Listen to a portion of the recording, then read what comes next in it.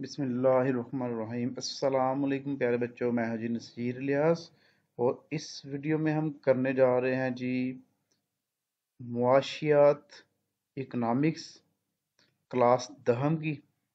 और आज chapter number है इसका हमारे पास 12वां चैप्टर है। पीछे वाले हम सारे कर चुके हैं।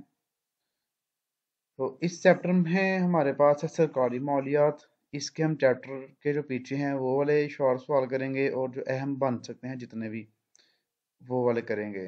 तो अगर आपने अभी तक चैनल को सब्सक्राइब नहीं किया तो बराह मेहरबानी चैनल को ज़रूर सब्सक्राइब कर दें। वीडियो को लाइक और शेयर क्या करें ताकि सभी का फ़ायदा हो और मेरे साथ साथ आपको भी स्वाब मिल सके। तो आइए जी, अब क्वेश्चन नंबर 1 है हमारे पास। इसका सवाल नंबर 1, सरकारी मालियात की तारीफ बयान करें। सरकारी मतलब हुकूमत के जो पैसे हैं उनका हिसाब किताब लगाना जो होता है ना, ये सरकारी मालियत होती है। सरकारी मालियत हुकूमत की वसूलियों और अखराजात की तंजीम का नाम है। हुकूमत ने कितने पैसे वसूल किए हैं और कितने खर्चे किए हैं, इनका मैनेज वगैरह करना, ये कहलाता है जी सरकारी मालियात। निजी मालियात ये उलट हो गया। निजी मालियात जो आम लोगों के हैं, खर्चे और आमदनी। निजी मालियात अफराद की आमदनी और अखराजात की नोयत और इनसे मुतल्लिक असूलों के मुताले का नाम है। इसका ये जवाब इधर कैसे होगा? ठीक है जी।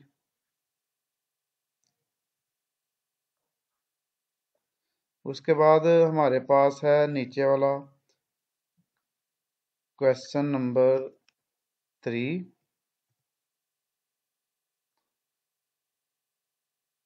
निजी और सरकारी मालियात में फ़र्क के नुकात लिखिए। यहाँ पर आपने एक चीज़ ज़हन में रखनी है कि अगर वो पूछ रहे सरकारी और निजी मालियात में फ़र्क बयान करें तो फिर तो पहला दूसरा क्वेश्चन आप लिख लेंगे। ओके, दोनों को मिक्स कर देंगे, फ़र्क आ जाएगा। लेकिन निजी और सरकारी मालियात में फ़र्क के नुकात जब पूछेगा ना, तो फिर ये नुकात आपने लिखने हैं। आमदनी और अखराजात में तवाज़ुन, बजट की मुद्दत, मुस्तकबिल की ज़रूरत, कर्ज़ों का हसूल। सरकारी आमदनी की कोई सी 5 मुद्दात के नाम लिखें। देखें, मतलब कि हुकूमत की आमदनी के ज़राए पूछ रहा है। मुद्दात का मतलब ये होता है ज़राए कौन कौन से हैं, कहाँ कहाँ से हुकूमत को पैसे आते हैं। ये है जी पहला महसूलात, इसे हम टैक्स भी कहते हैं। मैं आपको लिख देता हूँ ताकि आपको आसानी रहे। महसूलात टैक्स, कीमतें, कीमत जो मिलती है गवर्नमेंट की, जो कीमतें होती हैं वो। उसके अलावा फीसें लेती है गवर्नमेंट मुख्तलिफ किस्म की, नादरा शादरा या जो और कितनी फीसें होती हैं जो गवर्नमेंट की अदा करनी होती हैं। जुर्माने, बिल वगैरह अगर आप लेट हो तो आपको जुर्माना देना पड़ता है। उसके अलावा मुतफर्रिक वसूलियाँ, जुर्मानों में चालान वगैरह भी आ जाते हैं। मुतफर्रिक में छोटी मोटी सारी मिक्स हो जाती हैं। तो ये हमारे पास चौथा शॉर्ट क्वेश्चन हो गया जो बुक के पीछे है। अब इसका हम ए करते हैं जी 5वां शॉर्ट क्वेश्चन। सरकारी कर्जा से क्या मुराद है? सरकारी कर्जा से मुराद वो रकम जो हुकूमत अपने खसारे को पूरा करने के लिए दूसरे मुल्कों से उधार लेती है। मतलब कि सरकारी कर्जे से मुराद वो पैसे हैं जो हुकूमत के पास जो कमी हो जाती है पैसे की, जब बजट बनाया जाता है तो बजट पूरा नहीं होता तो फिर उसको पूरा करने के लिए बाहर से कर्जे लिए जाते हैं। उसके बाद अहम इजाफी सवालात, ये वो सवालात हैं जो आपको चैप्टर के अंदर से बना के दिए गए हैं। इसमें ना माशियात के चंद लिमिटेड से सवाल हैं, वो आपने सारे याद करने हैं, इनमें से चॉइस नहीं रखनी, सारे के सारे याद करने हैं। बजट की तारीफ बयान करें। बजट को आम तौर पर मिजानिया भी कहा जाता है। बजट एक गोशवारा है जिसमें हुकूमत आने वाले साल के लिए अपनी आमदनी और अखराजात का तमीना पेश करती है। पाकिस्तान में बजट का दुरानिया कितना है? पाकिस्तान के माली बजट का दुरानिया 1 जुलाई से 30 जून तक होता है। ये बजट बनाते हैं, यानी कि 1 जुलाई से शुरू होता है और अगले साल 30 जून तक खत्म होता है। ये खसारे का बजट किसे कहते हैं? अगर हुकूमत के मुतवक्के अखराजात इसकी मुतवक्को आमदनी से तजावज़ कर जाएं।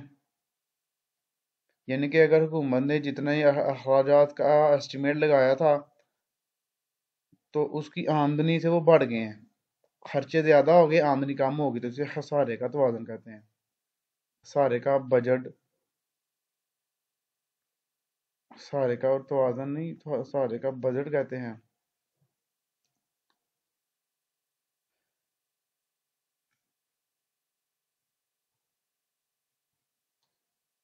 और फाजिल बजट किसे कहते हैं? अगर हुकूमत की मतवक्के आमदनी इसकी मतवक्के अखराजात से चढ़ कर जाए तो इसे फाजिल बजट कहते हैं।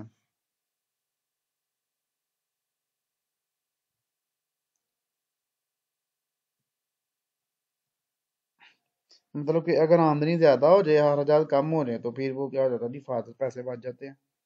मतवाजन बजट, मतवक्के आमदनी और अखराजात में बराबरी को मतवाजन बजट कहा जाता है जी, बात सही है। महसूलात या टैक्स की तारीफ बयान करें। टैक्स सरकारी वसूली का सबसे बड़ा जरिया है। टैक्स से मुराद लाजमी कटौती है जो हुकूमत अफराद कारोबारी अदारों की आमदनियों पर हुकूमत अफराद और कारोबारी अदारों की आमदनी पर एक खास शरह से वसूल करती है।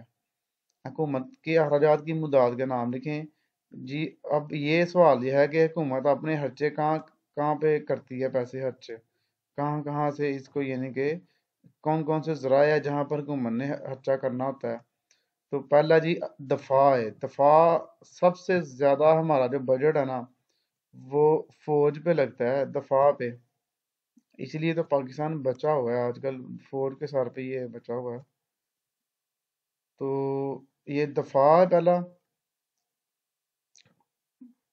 कर्जों पर सूद की अदायगी, और दूसरा अलमिया ये है कि हमारा हमने कर्जे बड़े लिए हुए हैं आईएमएफ से और दूसरे मुल्कों से भी। तो उनको उन पैसों के ऊपर जो कर्जा हम लेते हैं सूद देना पड़ता है। तो वो काफी हमारा पैसा जो है ना, वो असल वैल्यू वही रहती है, हम सूद की मद में निकल जाता है। फिर अदालतें, अदालतों में बहुत पैसा लगता है हमारा, जजों की तनख्वाहें वगैरह और आगे जितने बंदे होते हैं, हर चीज पे बड़ा पैसा लगता है। नज्म और नस्क आने आगे, ये नज्म और नस्क में हमारा ट्रैफिक पुलिस का निज़ाम आ जाता है सारा, उसके ऊपर खर्चा। या फिर जो दूसरी पुलिस है हमारी उसके ऊपर। और पांचवें नंबर पे है जी मुतफर्रिक अखराजात। मुतफर्रिक में ये है कि हमारे मिले जुले सारे अखराजात आ जाते हैं। सरकारी कर्जा से क्या मुराद है, ये हमने कर लिया पीछे, ठीक है ना, इसको रहने दे। हुकूमत सरकारी कर्जे क्यों लेती है, हाँ ये सवाल करते हैं। हुकूमत क्यों कर्जे लेती है जी, बताएं हैं जरा। आम तौर पर हुकूमत कर्जे दर्ज झैल वजूहात की बना पर लेती नहीं, हमारी गवर्नमेंट तो कर्जे लेती नहीं है, बिल्कुल सही है ना। क्या करने हैं कर्जे लेके, पैसे ही बड़ा है हमारे पास।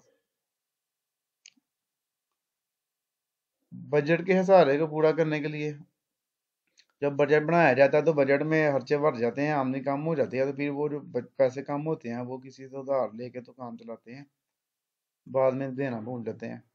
हंगामी हालात मसलन जंग, जलजले, सैलाब वगैरह से निपटने के लिए भी कर्जे लिए जाते हैं। कर्जे लेने की जरूरत नहीं पड़ती, वैसी इमदाद बड़ी आ जाती है। वो अलग बात है कि इमदाद लोगों तक सही तरीके से नहीं पहुंचती, ये वही सामान आगे से फिर पैक करके एक्सपोर्ट कर देते हैं। ये तो हालात हैं।